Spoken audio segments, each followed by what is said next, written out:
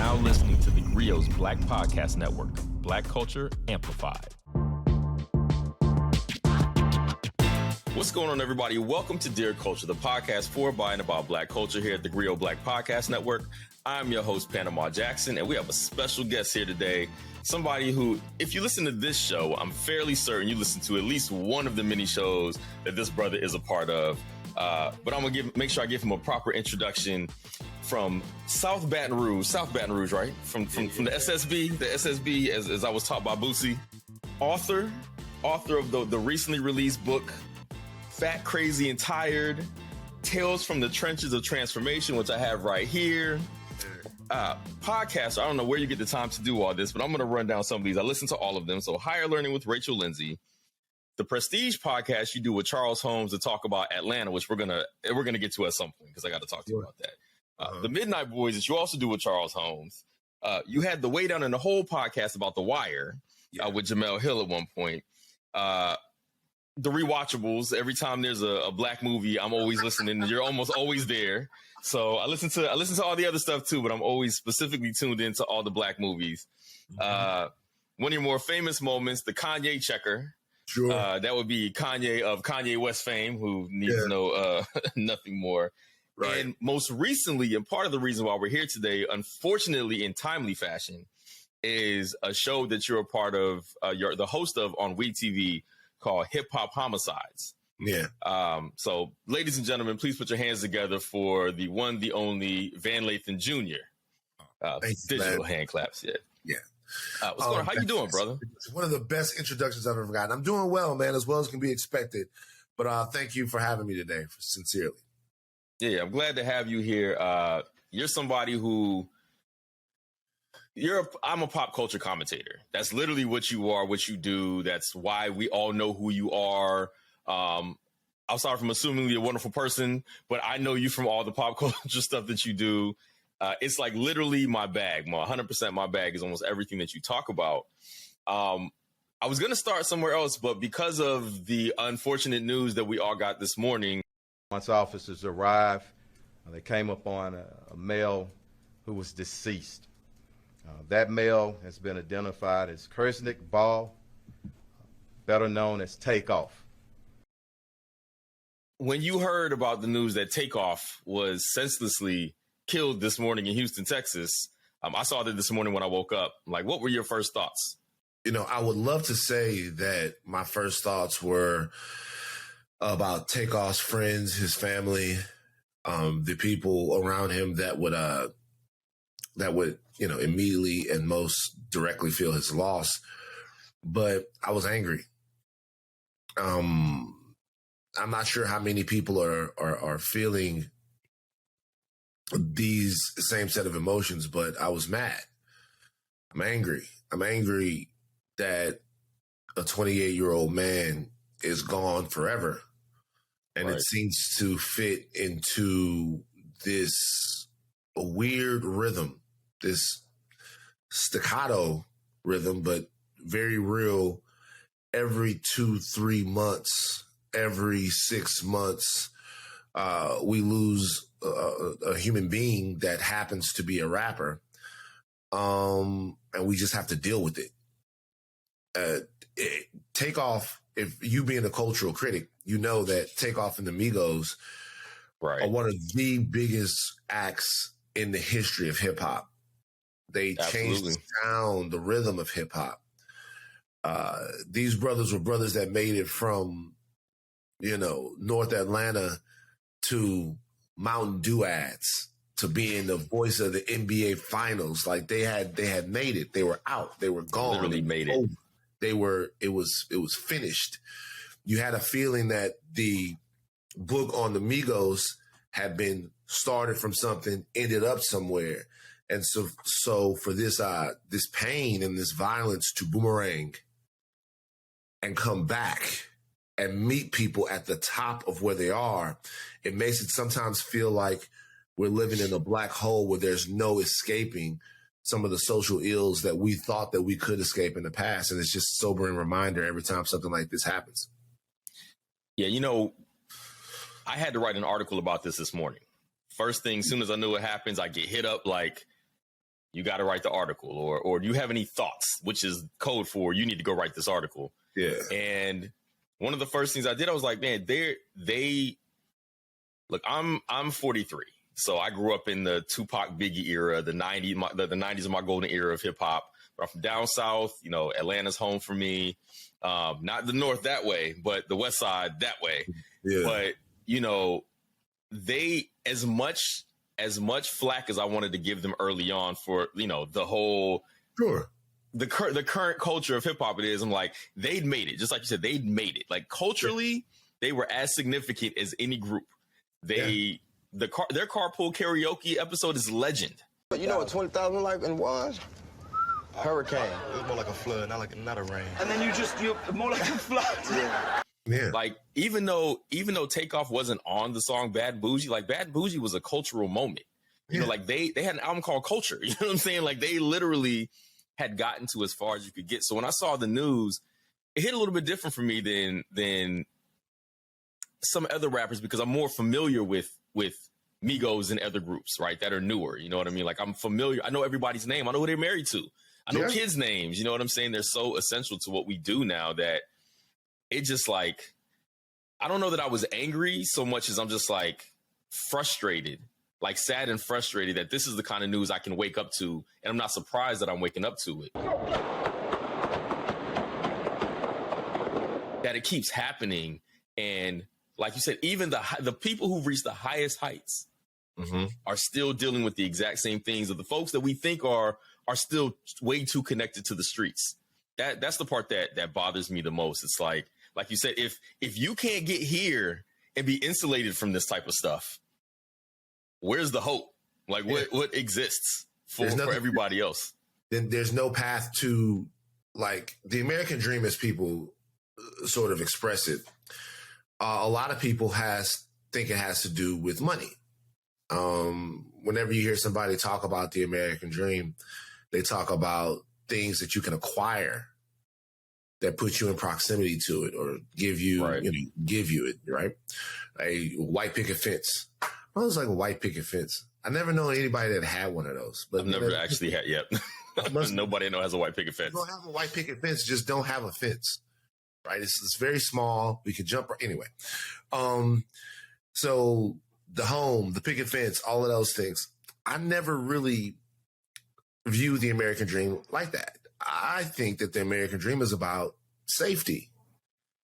It's about having an existence in America where you feel unassailed, where all of that stuff, it's economic safety. You live in a great neighborhood. It's actual physical environmental safety.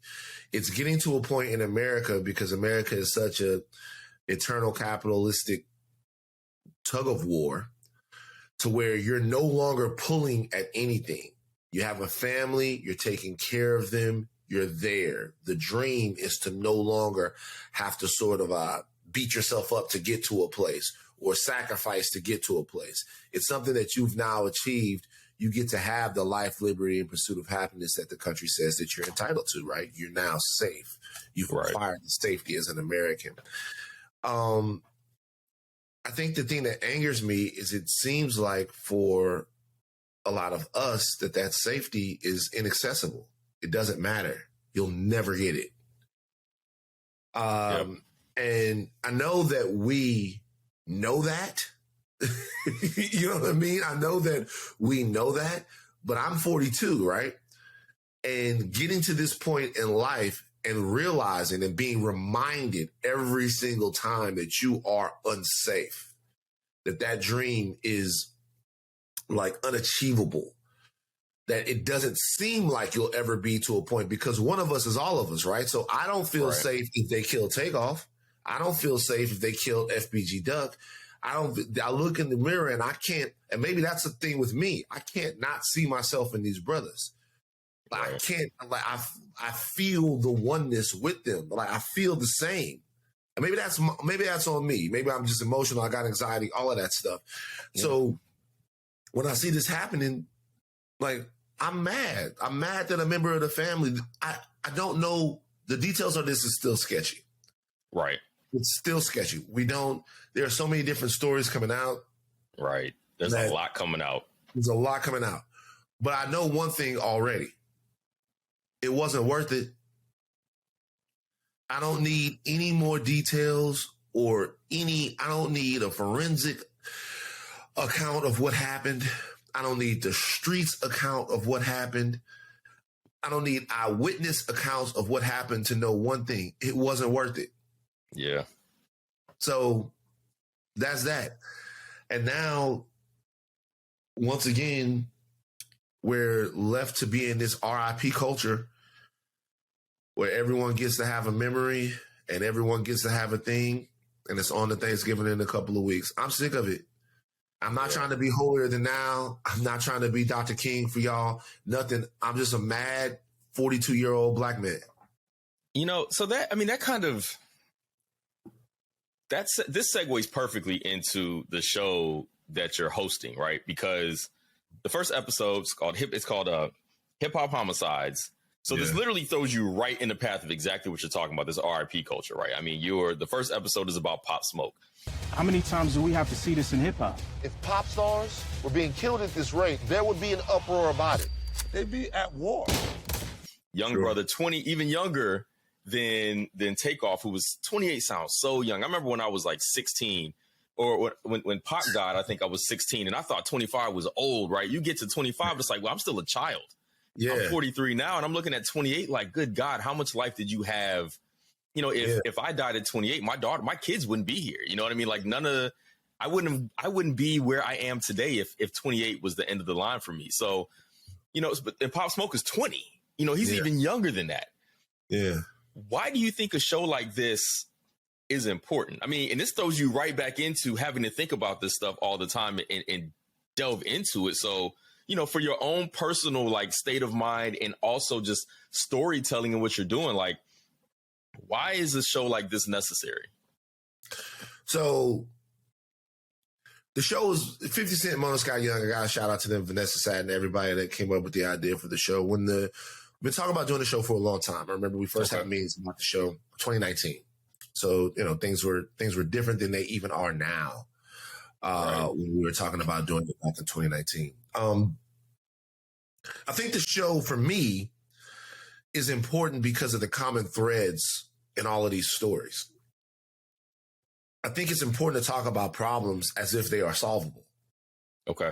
Because what we tend to believe as human beings, and I think that it's something that we do to protect ourselves, is that we start to believe things as these eternal, intractable,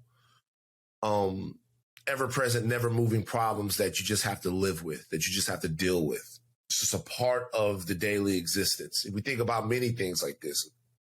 We think about, as to be a part of the American system, you have to look at income inequality like that. Well, if there's going to be Jeff Bezos, and there's got to be somebody sleeping on the street. Well, the reality is there doesn't have to be either. You know what I mean? That's true. That's a fact. There doesn't have to be either, right? There's a different way to do this where nobody has to sleep on the street. And when I say nobody, I mean nobody who doesn't want to do it. But it takes somebody to get you out of that, to arrest you out of that. And when you're looking at the show Hip Hop Homicides, you see such a commonality between all of these stories. And it was one of the things that really fascinated me about it when I started looking at it, was that these are stories that span decades from different places, but they're common mistakes that were made. They're common themes in all of them. And that to me means that there's something that can be done about it. And I'm not just talking about as it relates to rappers. I'm talking about as it relates to the people that there are no murals for, that there are no songs written about, that there are no Reddit forums about. And it also just reminded me that, and it's going to remind a lot of people, I think, that there's an entire generation of black men who are living in war zones, and we're pretending like it doesn't exist. Like, we visited, and we didn't give you guys a 1,000-mile view of this. Wherever this stuff was happening, we were there. We were on O Block. We're on 63rd. We're in Lauderhill, right? We were in New Orleans in the 9th Ward, in the 3rd Ward, right? We were in Canarsie, where Pop Smoke is from. We're in Compton, Southside Chicago, Inglewood, wherever it was, wherever these things were, we put ourselves on the ground there and gave people a lay of the land. And when you see it, you don't want to ignore it. And not only do you not want to ignore it, you don't want anybody else to ignore it either. Hip Hop Homicides, for me, started off as a show that was a true crime show in a genre that's exploding, obviously. But it ended up being an examination of cultural dysfunction. It ended up being interviews with mothers that were crying and never going to get sons and daughters back, with children who don't have fathers and don't have mothers. It ended up being tales of communities that lost people, that don't know how to move on. It ended up being unheard victims, unheard families, like people who didn't get a say in things. It ended up being something that was really very meaningful to me and really changed me in a lot of ways. So I'm excited that people will get a chance to see it, but I hope that they care, man. Like I sincerely hope that they care. And I hope that one day this show gets canceled. It's the only show I've ever worked on that I hope one day we don't have enough of these situations for us to do anything else about it, for us to do any more perspective. Like, I hope it's the only show I've ever worked on that I hope one day we don't have to do it anymore. We've got a lot more to cover with Van Lathan, including his infamous Kanye West encounter, who now goes by Ye, plus a sneak peek from the new show Hip Hop Homicide. Join us next week on Dear Culture. Dear Culture is an original production of the Grill Black Podcast Network. I'm Panama Jackson. My producer is Sasha Armstrong, and Regina Griffin is our managing editor of podcasts. Van Lathan, thank you, brother. Appreciate all you do. Keep working. I don't know how you get the time, but keep doing it. So for myself here, for theGrio, I'm Panama Jackson. Have a black one.